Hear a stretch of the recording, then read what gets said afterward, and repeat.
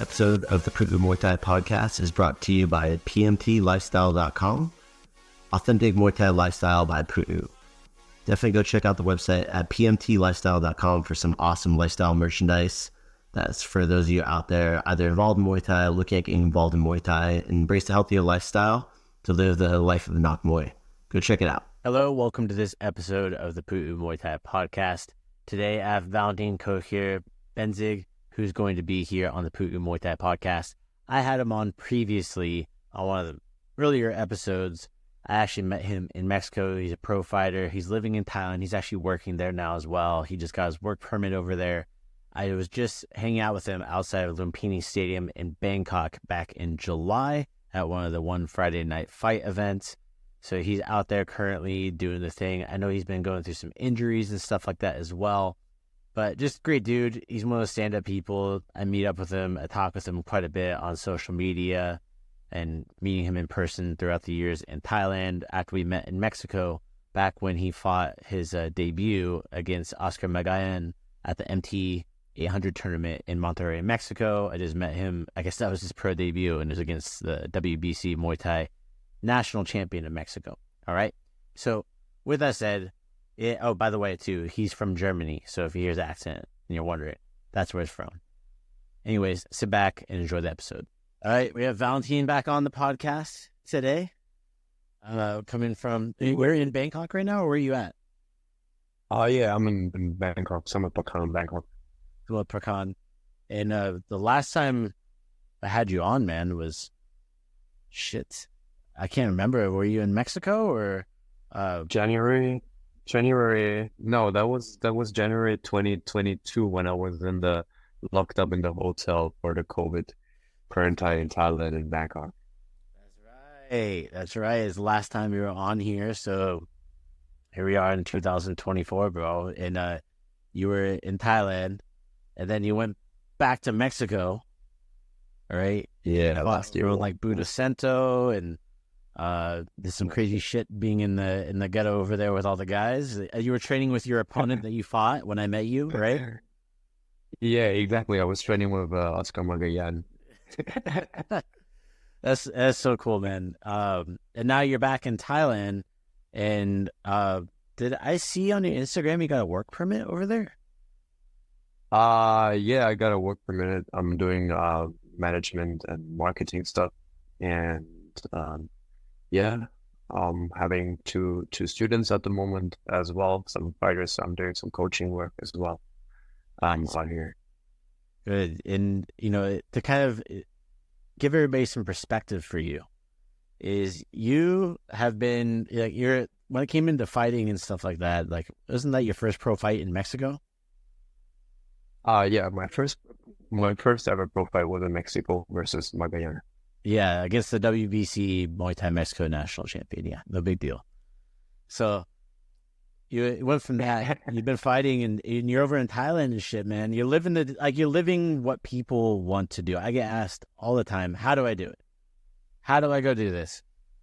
And, me and you talk quite a bit, like messaging or sending voice memos and stuff. Man, it takes a lot to do what you do. Right, a lot of sacrifice when it comes into like your health, time away from family, financial, personal. Yeah. Like there's a lot that goes to that, man. And I guess that's kind of what I wanted to talk about a little bit, is catch up with you, see what's obviously you're. Are you working for a gym out there now? Yeah, I'm kind of working for them, but I'm not getting paid for that. So like I have my own students, I have my own fighters, and I help them out sometimes because, the situation with the gym is, this is the gym where I first came to in Koh Samui 2020, and I lived there in their own house without an aircon and stuff like that. So they're like family, So I was staying out here in Samut Prakan. for a little bit because I actually had to. I opened up a business, but unfortunately failed, and I had to stay in Bangkok, and because I wanted to get some visa stuff done out here, but I couldn't get it done here then, so I had to move back to Koh Samui anyway, and just couldn't afford it staying in Bangkok out here all the time when I still pay rent and stuff in Samui because the original plan when I got back to Thailand after fighting for a national belt in Germany in March this year was to build up the business and then stay on Samui for a couple of fights and then move to Bangkok. But however, I found a gym out there in Samut Prakan that became good friends with me, and then it turned out that I cannot fight at the moment because of injuries. So I started doing some coaching work with them, and I had a Thai guy in a 15,000 baht tournament that I was mostly coaching and cornering, and it just ended up that I'm now on some way doing some work out there in the gym, which is Sorjit Bhakti Muay Thai on Koh Samui. This is also the first ever gym that was built on Samui about like 46 years ago. No shit. But I'm not getting paid by them. So no shit. Like he was he discovered Kumandai and many more champions, and so I'm staying out there. I'm working a little bit with the Thais. I help them, they help me, but I have my own two fighters that I'm focusing on with doing like the coaching work, but they're doing all their fights and stuff. So like I just give my own 2 cents when like if I had a hard fight, I'm like, oh, maybe better to not fight in 3 weeks, maybe even like a week of holiday, and then let him train first, a week easy, and then we can do it like 2 weeks fight prep. So he ends up fighting in a month, you know? Yeah. Well, go ahead. Like I said, that's a lot. That's like, obviously there's no one going, hey, do this work. Hey, we want you to do this job. And, you're obviously trying to figure out ways to stay over in Thailand. And you have to get creative. Yeah. What do you think of like, going into that? I know a lot of people are like, hey, I'm living the dream, right? But the dream is not all pretty. It's not all roses and sunshine. No, it's not. It's not pretty But at all. It's what you want to do, right? And it's like you find a way to be able to go forward and do it. So, like for anybody that might be out there, what do you think are some of the things they should expect? Maybe somebody's doing, if you want to share a little bit like a story of some of the shit you've been through. What do you think? So what many people expect out there is that they go to Thailand and they do some Muay Thai and they have a couple of fights and it's all good and it's happy days and they get like sponsored right away, but they don't even have a name or stuff like that. So like even my name is not really big in the Muay Thai circuit out here. And if I go to like a bigger gym, I cannot be like, hey, you guys gonna sponsor me or what? Like I have to sacrifice. I have to do my own part. I have to put in the work and training. I have to fight regularly. I have to maybe take fights that I actually don't want to take versus like maybe have your opponents or opponents that have way more experience that fought in the Bangkok stadium circuit maybe already, and I haven't yet, So like you gotta like play in the gym, you gotta help with stuff, you gotta be there when you're injured, and you gotta show up, and you gotta sacrifice. And people out there like mostly believe that coming to Thailand is all happiness and freedom and it's all good. It's not. Like you have to put a lot of work in and you have to fight and you need sponsors. Like you need to be covered financially because if you don't fight, then you have a problem, right? So like exactly. And fight money is not big at the beginning. Like you can be, if you haven't fought one championship or like big promotions that they really know and care about in Thailand, like you're gonna be fighting on the islands probably for 6,000 baht, 8,000 baht, which equals about not even $200, right? So that's not big money in Thailand to survive with for a month. So like you need to hustle. You need to hustle a lot, and you need to be willing to endure stuff. Like this is the most important thing, and you need to be willing to sacrifice. If you are willing to do that, like you can make it, but it's gonna take time. You cannot just expect to go to Thailand and people will throw things at you. You need to earn it. Yeah, you have to really show your value of what you're going to bring to them. Like, like you said, if you're not fighting, it's even harder because you're having to figure it out. I've heard Muay Thai is a business. Muay Thai is a business. People don't understand that here it's a real business. Like people usually fight every month out here, maybe sometimes twice a month to make a living, and like you sacrifice your body. So you have to be aware of that. There's a guy, because we were over at JF Boxing Stadium in Pattaya, the little stadium. There's a guy there. He fights there like times. He fights like 4 or 5 times a month. That's his money. Yeah. I had a coach at Sang Hanoi. He told me that he fought in a month 60 times. Dude, imagine what your body goes through, like banging, like fighting 16 times. Like you're definitely injured, 100%. You're injured. Yeah, probably. He fought 2 to 3 times a day. Yeah. So he fought like every day. Yeah. It really sets the mentality of the Thais and how they fight and how it's thought of there. Just like you're saying, it's a legit business. Just like back home, if someone opens a restaurant, that's a legit business. Being a fighter is a legit business in Thailand as well. It's like, it's different. It's not for the fame. It's not for the glory. Yeah, sure, they want that too, but that's not what it's for. It's put food on the table. It's a job. It's a job. Exactly. That's a job. You mentioned one championship. So I've been, the last trip I was on over there, where we met up and we're talking in front of Lumpini outside of one. Seeing like RWS, seems like they're trying to build their own thing outside of it. Doing like there's Road to One that you're seeing in other countries. Now we're seeing Road to RWS, and I know that the fighter levels are different. Like with the people that they're getting like Super Lek and everything like that at one, but I mean you saw like Savas and everything like that fighting on RWS. So it's like Danny Rodriguez. Yeah. Yeah. So what do you think, like from a business perspective, for somebody that's over there, is one championship, like you think in the next 3-4 years, you think one's still going to be there, or do you think it's going to be more like maybe another promotion? Well, I think that one is going to stay. So I hope definitely that one is going to stay with the Friday fights, and also with the big events for sure.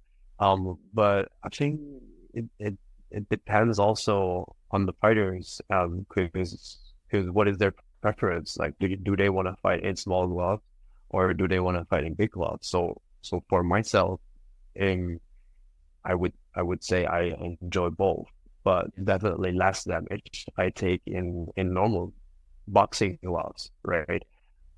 So like we mentioned the fighter Budo Sendo is small gloves.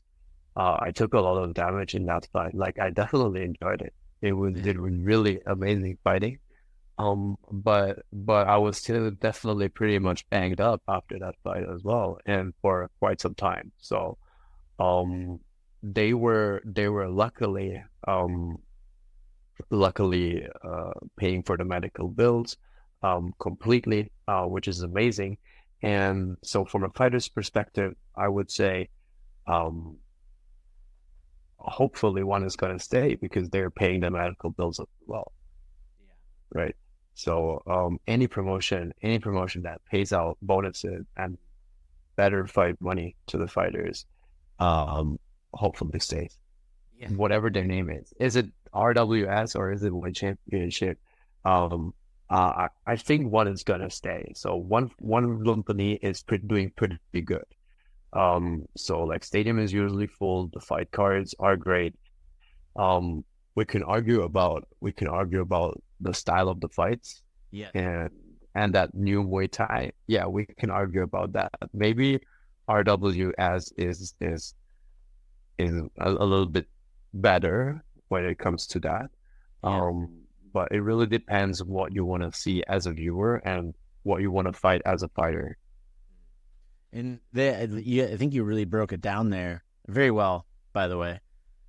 Is, for me, I hope they stick around too. Anybody that's paying that kind of life-changing money for somebody, you go fight on one Friday Night Fights, right? And you get a knockout of the night bonus. That's a game changer, right? You get a knockout bonus. Yeah, absolutely. And obviously with the little gloves, the chance that goes up pretty substantially too. But also, like I said, injuries and stuff like that as well. Hand injuries, I know, are pretty common with the small gloves also. Hand injuries, brain injuries. I mean, like CTE is a real thing, right? Like, yeah. I mean, this is a lot of damage. So, like people mostly do it for the money.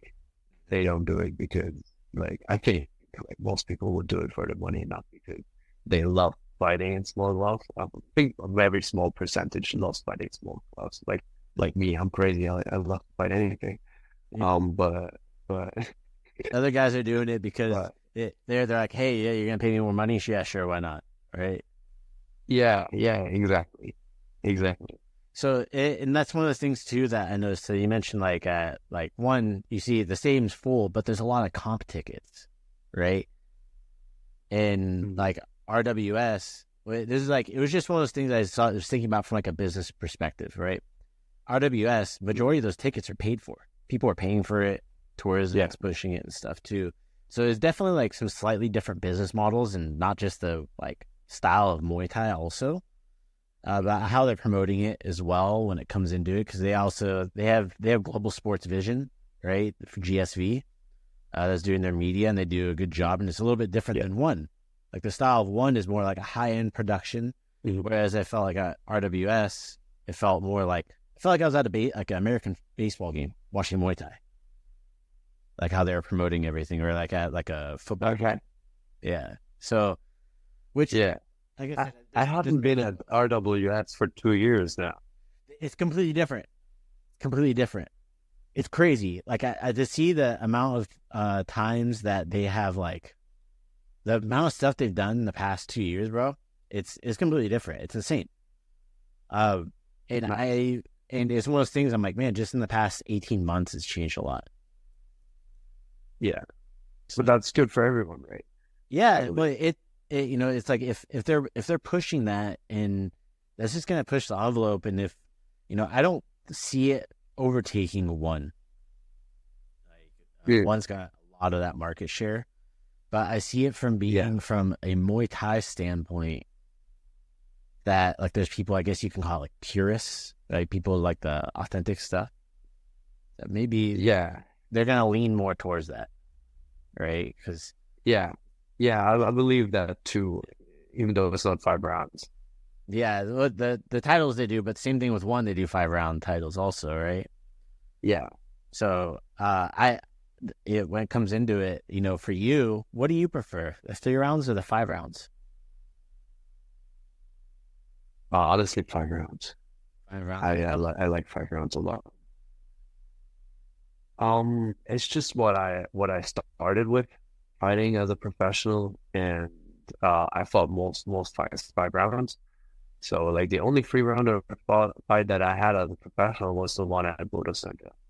Yeah, so it's like obviously, and the strategies are going to be different in a 3-rounder with small gloves, as opposed to a 5-rounder with regular size gloves.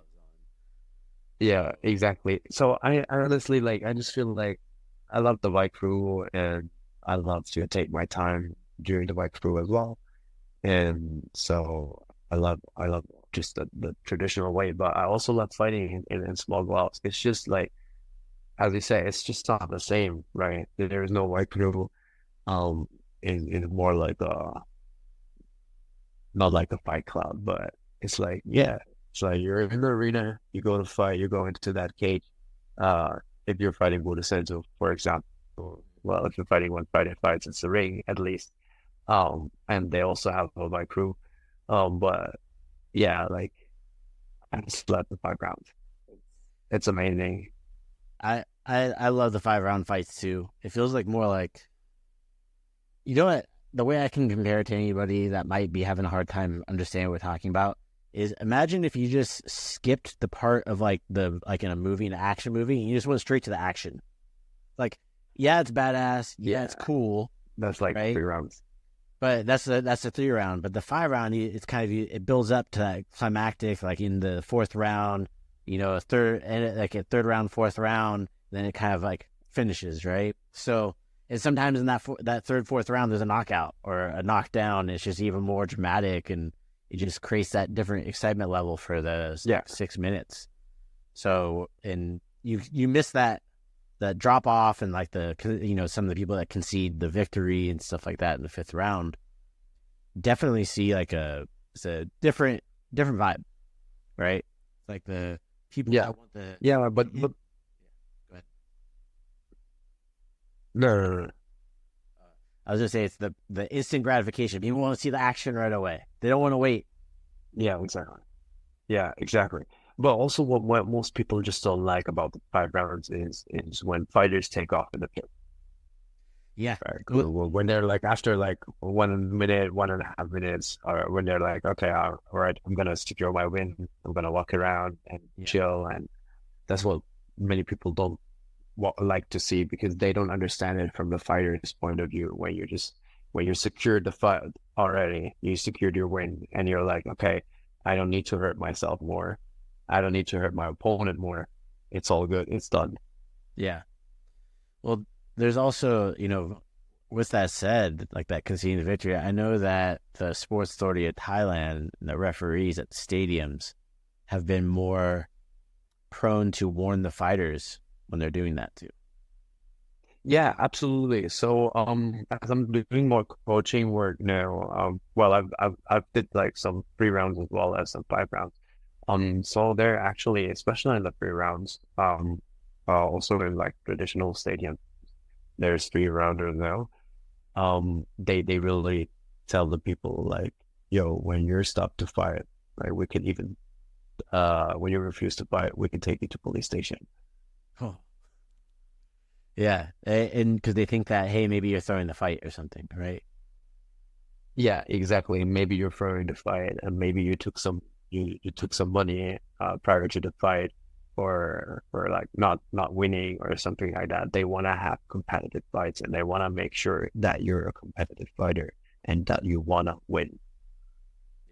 Yeah, and I think also some of it too might be some of that Western influence on the sport, because the Tourism Authority of Thailand also is investing a lot of money in Muay Thai right now. A lot. Which is good. Yeah, it's great. Next week in California, on September 28th, they're doing this amazing Muay Thai seminar series. And nice. They have like Sanchai, Bokao. It's super cool. They're having it on the Santa Monica Pier. And then they're doing pro fights that night too. So I get the pleasure. I get to go work it. I'm freaking stoked, right? And amazing. Yeah, I'm yes, bro. I'm stoked. So the fanboy in me is, really. Yeah. So that's all funded by the Tourism Authority of Thailand is the one that's investing all that money, the flights and everything, and they're doing they're actually setting up like the whole street food vendors and everything like that, all the food trucks and everything, just like they would do at the stadium. So they're trying to kind of recreate that vibe to try to get more people like, hey, come visit Thailand and spend money there. Yeah, that tourism's huge there. Yes, being in Koh Samui, that's that's a lot of people out there that come out there to. Who wouldn't want to go visit an island? Yeah, exactly. Right. Just come to Koh Samui. But living on the island, though, for long term, that's a different story, right? It's a different story. Like, you need to get away sometimes, yeah. Yeah. It's living on the rock. I have friends in Hawaii. And there's a reason the Hawaiians are crazy. There's a reason why they turned into a war-torn nation. Because they lived on the island. Of course, right? It's like, it makes sense. It's like, there's a reason why mental health issues are so big in Hawaii. Because they're on an island. What else? They're going to fight each other. They're going to, go crazy. Like, it makes sense. So, man, I'm super stoked to see you. Like, when I saw your visa stuff come up and connect with you out there. Like, I think, obviously you're in this for the long term. In some capacity, you're going to be involved in this. At least I think. Correct me if I'm wrong. Yeah, I hope so. So man, keep doing what you're doing. And for anybody that's out there that is doing this stuff, right? So I always get asked this all the time. How much money does it cost? How much is this? How much is that? Man, Oh yeah. I know what I would tell these people, but what would you tell these people? So it really depends on your life standard, first of all. That's the very first thing. Are you willing to sleep in a gym and maybe sacrificing the aircon if you have to, but most gyms actually have aircon. So and like sleep in the gym and that. So most important thing is have health insurance, have a good health insurance. So this is the first and most important thing.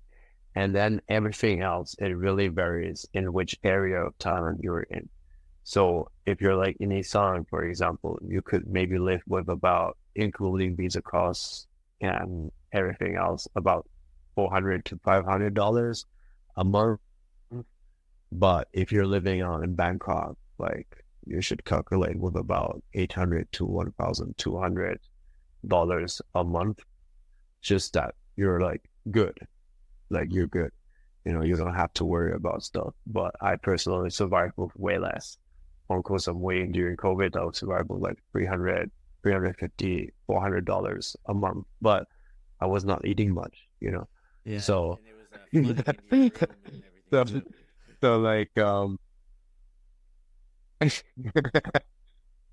so like you need to check, first of all, if you know someone, then you can stay cheaper. Eat where the locals eat, for example. Don't eat foreigner food all the time because that is way more expensive, obviously.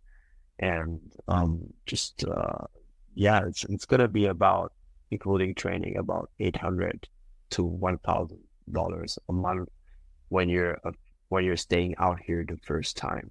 And then everything else after you're staying out here for quite some time is negotiable, because it depends on how you're fighting, how regular you're fighting. Are you fighting well? You can get a deal with this gym. Maybe you can get a sponsorship so you can save on the training costs, or you can get a full sponsorship package. But then, you need to fight like every month, most likely, and you have your duties as a sponsored fighter.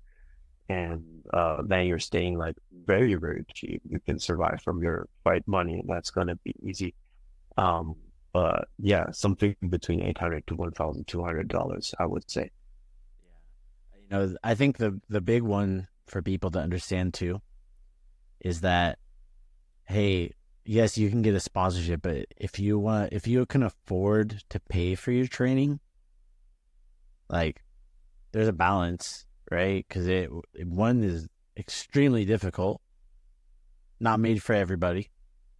The other one gives you some choices, a little bit more, right? Yeah. Than like somebody who's sponsored.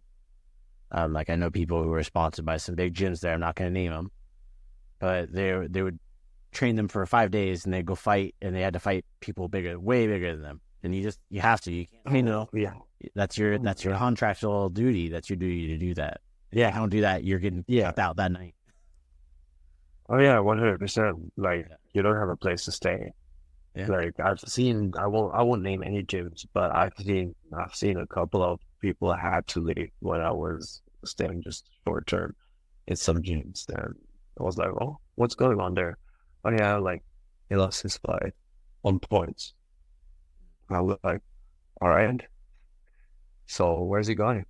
He doesn't know. He'll see. Okay. All right. Great.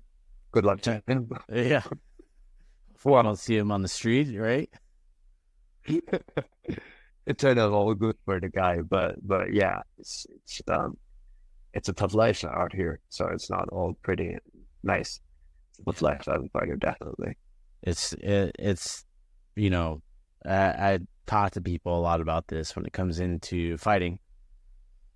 Entertainment, money, like you're the cog in that big machine. It could be like a meat grinder, you know, it'll chew you up, spit you out. I think there was a UFC fighter. He had a quote. He's like, you know, man, no matter how much you love this game, it's like a hoe. She'll never love you back.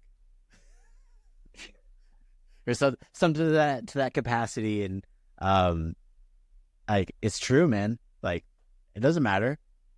The game doesn't care. The game cares if you can put money on the table, right? Can you perform? You give this to me. I don't care if your leg's broken. You can't fight. Okay, get out of here. Right? It's just it's very much like that. What I always tell my fighters. Yeah, what I always tell my fighters is that you have to understand that you're replaceable. At the end of the day, no one gives a fuck about you unless you have people that you can really trust and they care about you and they make sure that you're not getting mismatched and that you're not taking fights when you're injured and you're actually should not be fighting. And like, there's a lot of stuff going on here. Like, people train when they should not be training. They're either like completely sick or injured. Like, you can train around injuries, like 100%. We can agree on this one, right? Yes. But there's injuries that you should not be training. And I see people training, like taking on a fight because the gym says so. And like, that's like things that should not happen, but they happen. So like, you need to understand as a fighter, especially, that's also important for people that want to come to Thailand. It might take a while to find a place that you feel 100% safe and comfortable, and you feel like, okay, they're really interested in my growth, and not in like money or just using me as whatever. It's definitely takes time for people to find that, and they're out there, right? Those things. Yeah, 100%. There's 100%. And that's the thing, is a lot of people, they don't, like, people that are newer to the sport, they forget that no one is above that. Boy Cow was one of the ones that was the most famous one that happened to. And yeah, it's just, there was a whole thing, and they were having him train on injuries and all this stuff. And people were like, wait, what? They took how much money? It's like, well, that's the contract. Yeah. It's not, this shouldn't be a surprise, bro. You know, like, my boss told me that back in the days, the fighters didn't know how much they would get. They would receive whatever their gym boss was giving them.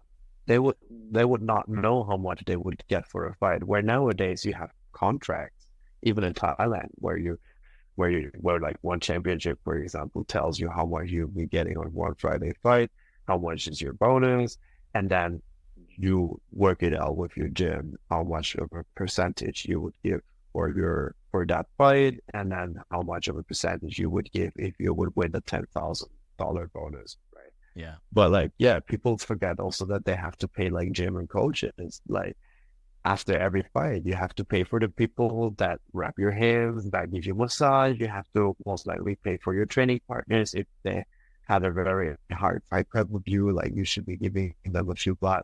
You know, it's not a lot, but it adds up. Like, you need to make sure that you're paying coaches and stuff.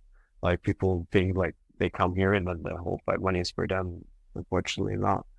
I had to learn that too. Yeah. You learn, you know, it's part of like the experience, and, you know, documenting these experiences from 2 years ago to now, you know, is definitely, you've, you know, matured as a fighter and as, you know, athlete and all that, and being over there. So, man, I appreciate you coming on here and just sharing that too, because it can't be said enough.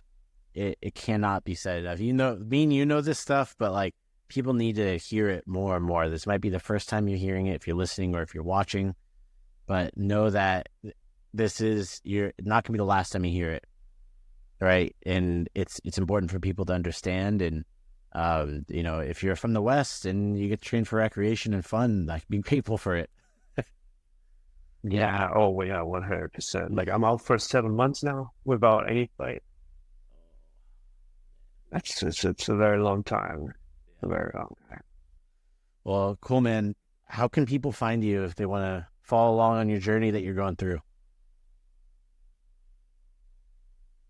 People can find me on Instagram, Valentin_Kocher_official.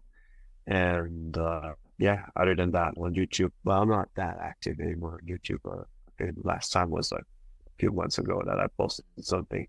I wanted to get back more on YouTube, but I got lost in work stuff here in Thailand, because like now I have the people to coach, and like trying to get more people into Thailand, more people to us to go somewhere. And yeah, but if anyone wants to stay out in Thailand, has a few questions, except regarding visa issues, then feel free to message and reach out to me, and maybe I have couple recommendations. Yeah. Well, anybody that's out there too, I'll make sure to put your Instagram, like last time, down in the show notes. So if you're watching, if you're listening, go check it out. I'll have the link down there for Valentin's Instagram. You should go reach out to him. Go follow him, because he, like I said, go follow the journey from somebody who's, quote unquote, living the dream. I told one of our students, she's like, I'm living the dream. And she's like cleaning up spit from some Russian guy. I'm like, good job. That's the reality, though. That's being a sponsored fighter. Like, you're a sponsored fighter. You're in like a place of tourism. You're cleaning up. You're being janitor. You're being coach. You're being fighter. You're being everything, right? Salesperson. You're being everything. You're being everything to make a living. Yeah, you gotta hustle. Well, awesome, Valentin. Thank you so much for coming in today, man. Thank you so much for the podcast. I hope you have a great evening. All right, that's going to be it for today. Thank you so much for tuning in today to the Pu'u Muay Thai Podcast. If you enjoy the content, go leave a review over on Apple Podcasts, on Spotify. Give us a rating. It means the world to us. Also, if you want to be a guest on the Pu'u Muay Thai Podcast, or if you just want to shout out to your friend, go check us out at podcast.pu'umuaythai.com. You can submit to be able to be a guest on the podcast. You can submit what you want to talk about. Also, if you want to just give a shout out, there's a button for that too. Sawadee Kop.